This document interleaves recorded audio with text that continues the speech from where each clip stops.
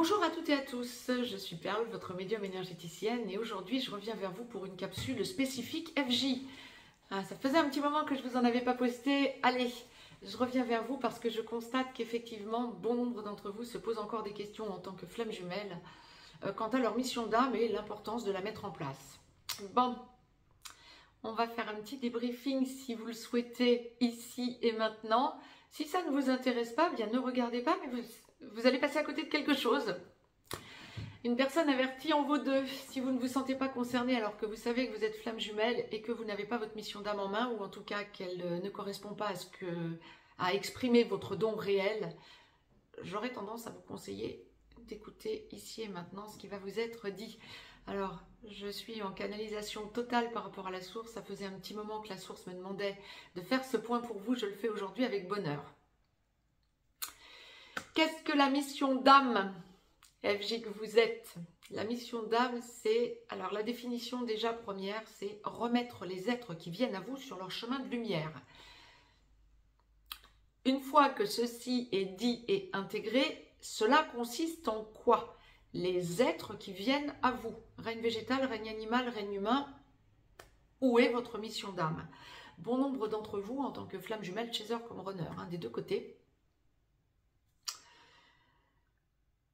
se posent la question de savoir où est leur mission d'âme. Et bon nombre d'entre vous ont beaucoup de mal à la conscientiser et à la mettre en place.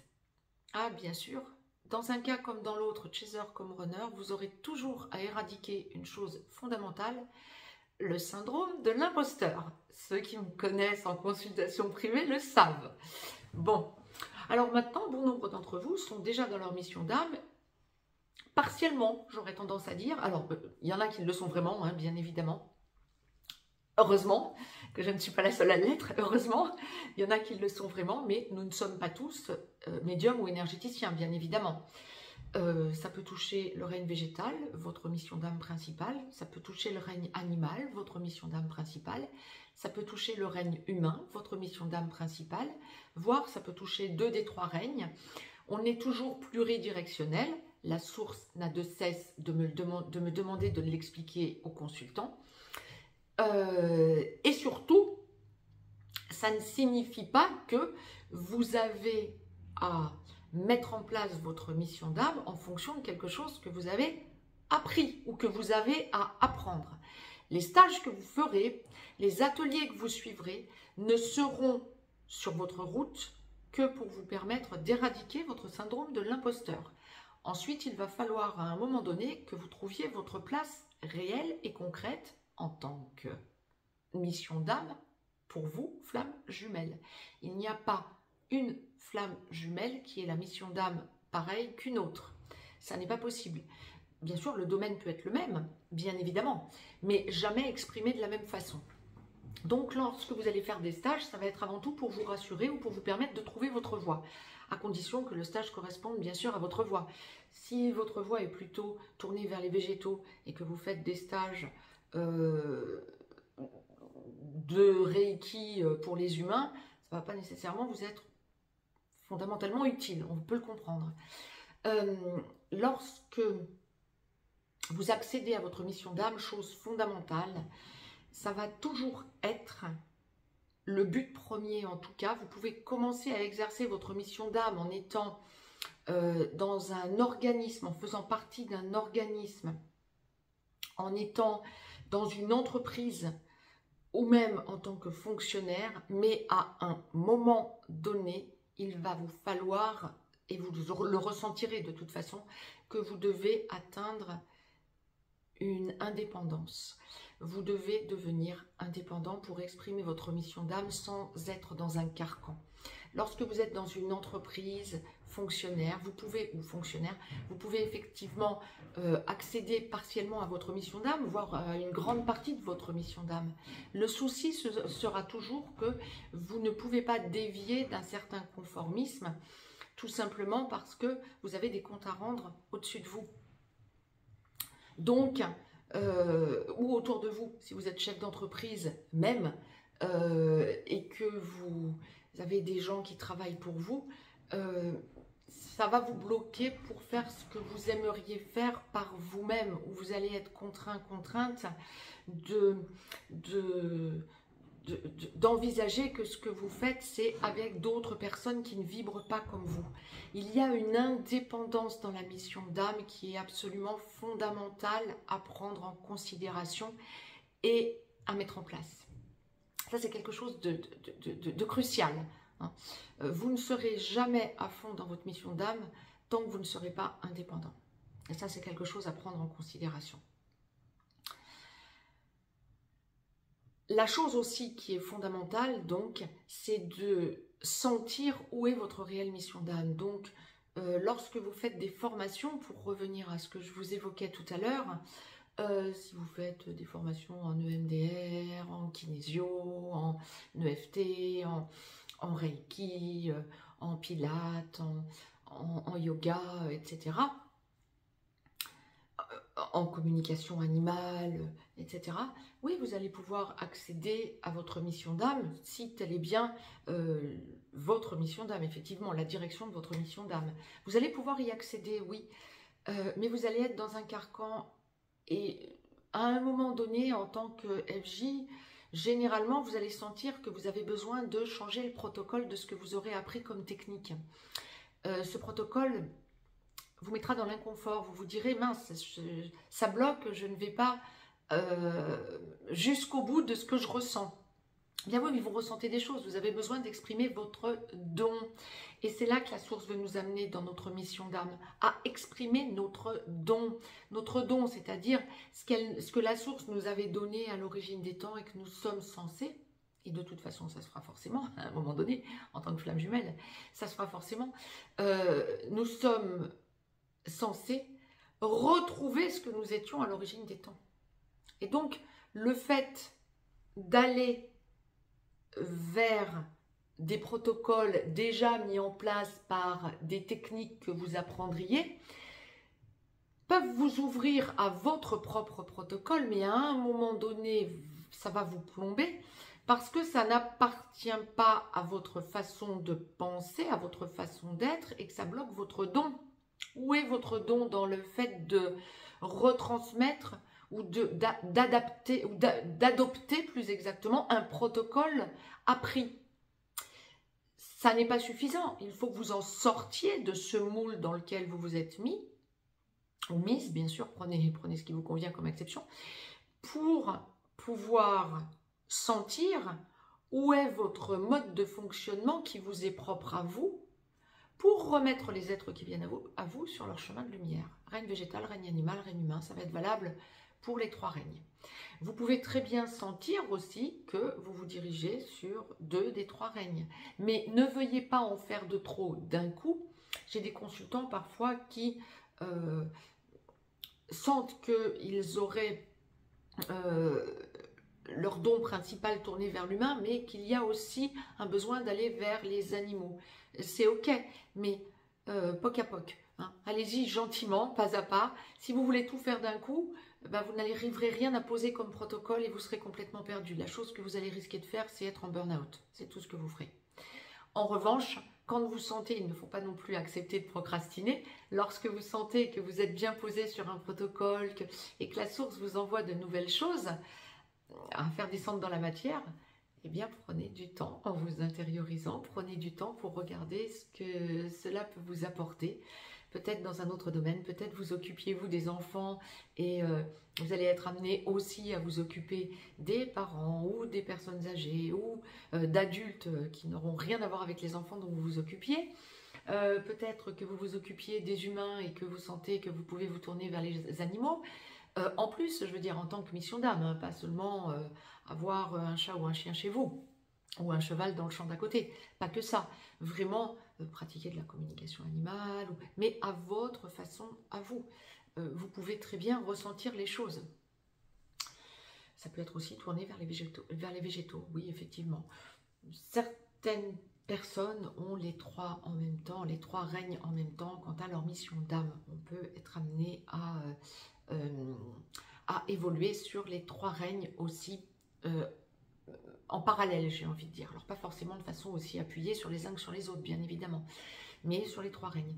Surtout quand vous allez sentir que vous approchez de la réelle réunion après travail des blessures pour aller vers la complétude puis la fusion avec votre autre, chaser comme runner, hein, on va ressentir de plus en plus un développement du reste de notre potentiel. Ne jamais perdre de vue que c'est le runner qui proposera la mission d'âme commune, l'ex-runner bien évidemment. Hein. Ne jamais accepter que ça soit trop tôt dans l'évolution du parcours. Je pense que ça va être au cas par cas. Si vous avez des questionnements par rapport à exactement ce que je viens de vous dire là, je pense que ça va être au cas par cas. N'hésitez pas à prendre une consultation privée pour voir où vous en êtes exactement. En tout état de cause, une chose est fondamentale, c'est celle de faire circuler votre énergie centrale. Et tant que vous n'êtes pas dans votre mission d'âme, mais votre mission d'âme, pas reproduire un protocole que vous avez appris, faire quelque chose que vous avez appris en stage, etc. Pas ça, être dans votre mission d'âme, tant que vous ne serez pas réellement dans votre mission d'âme, vous ne ferez pas assez circuler votre énergie centrale et vous vous auto-bloquerez sur votre parcours, FJ. Ça, c'est certain. Chaser comme runner, des deux côtés. Donc, le fondamental, et c'est pour ça que je vous disais en tout début de capsule, bon, j'aurais tendance à dire que si pour vous, vous prenez par-dessus la jambe alors que vous savez que vous êtes FJ, le fait d'entrer dans votre mission d'âme, bien, il est urgent que vous regardiez cette capsule, que vous la partagiez peut-être aussi pour en aider d'autres. Il est fondamental de faire circuler son énergie centrale. Pourquoi? Parce que c'est ce qui vous permettra d'évoluer sur votre parcours pour éradiquer votre blessure principale, que ce soit l'abandon pour le chaser ou le rejet pour le runner. Ça vous permettra aussi d'aller chercher votre équilibre yin ou yang.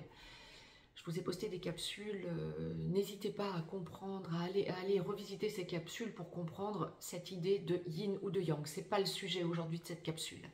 Je vous en ai posté antérieurement, à minima 2. Allez voir peut-être dans les playlists pour bien comprendre si vous êtes yin ou yang. Mais en tout état de cause, juste, et j'aurais tendance à dire la source me l'envoie. Bon, c'est un rappel, vraiment, à minima. Et allez écouter les capsules, s'il vous plaît, si vous le prenez à l'envers, si vous ne comprenez pas. Le chaser est yin, le runner est yang. Et ça, c'est quelque chose de constant. Quand vous entendez le contraire, ça vous perd en conjecture. Il y a quelque chose que vous n'arriverez pas à intégrer. Le message est passé, mais ce n'est pas le sujet de cette capsule. Revenons donc à la mission d'âme. Tant que vous ne ferez pas circuler votre énergie centrale par le fait d'accomplir votre mission d'âme, et pas comme ça une fois par mois, hein. Non, non, non, non. Au quotidien, que vous ne sentirez pas le besoin que ça fasse partie de votre quotidien, vous bloquez votre évolution. Vous bloquez la circulation de votre énergie centrale, donc vous bloquez votre évolution. J'irai même plus loin, puisque la source m'a toujours envoyé et me demande de vous retransmettre ici. D'ailleurs, oui, il faut le dire, me dit-on. Donc, ok, je vous le dis. La mission d'âme vous permet d'épaissir au fil du temps votre énergie centrale. Chaser comme runner. Alors le runner va fonctionner tout au long du parcours, tant qu'il a la chape, tant qu'il ou elle bien sûr, a la chape de béton entre le 3e œil et le couronne, en s'alimentant par son chaser, via le fil d'Ariane entre les 2 chakras du cœur.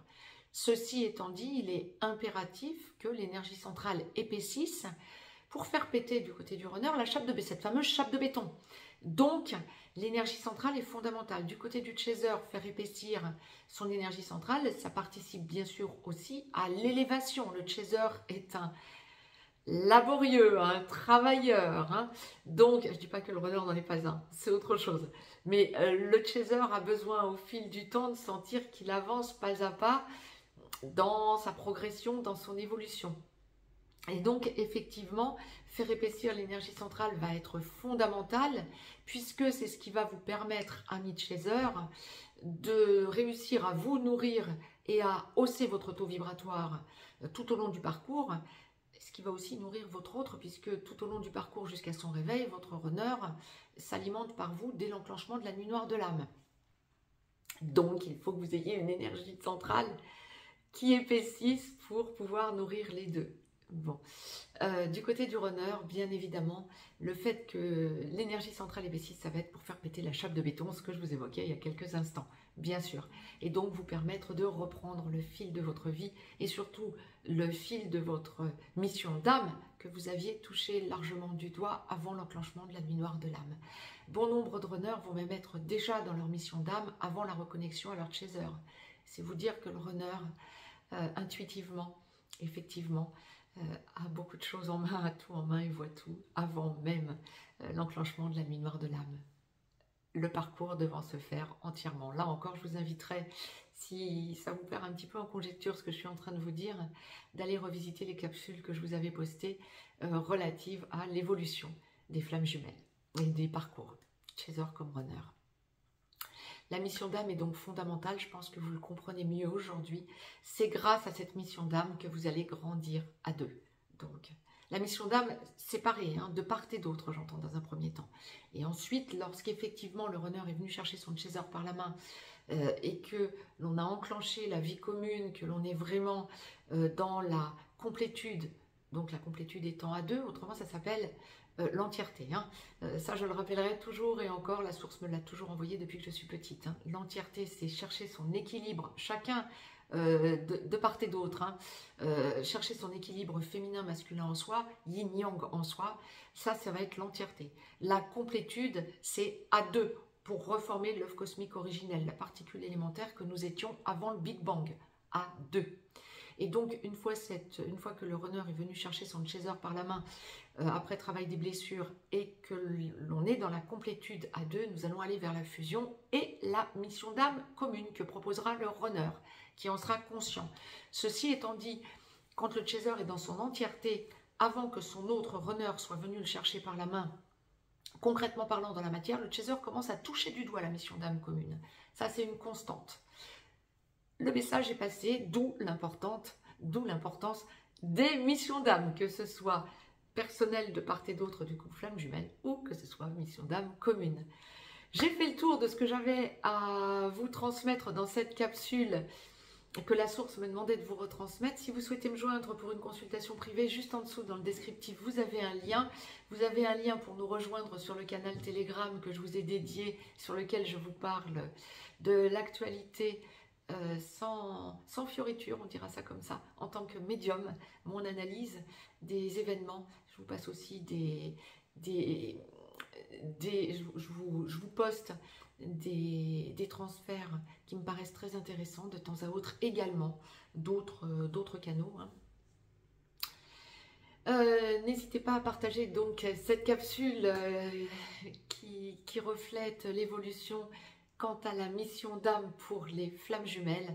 Je vous embrasse, je vous dis à très vite pour de nouvelles chroniques.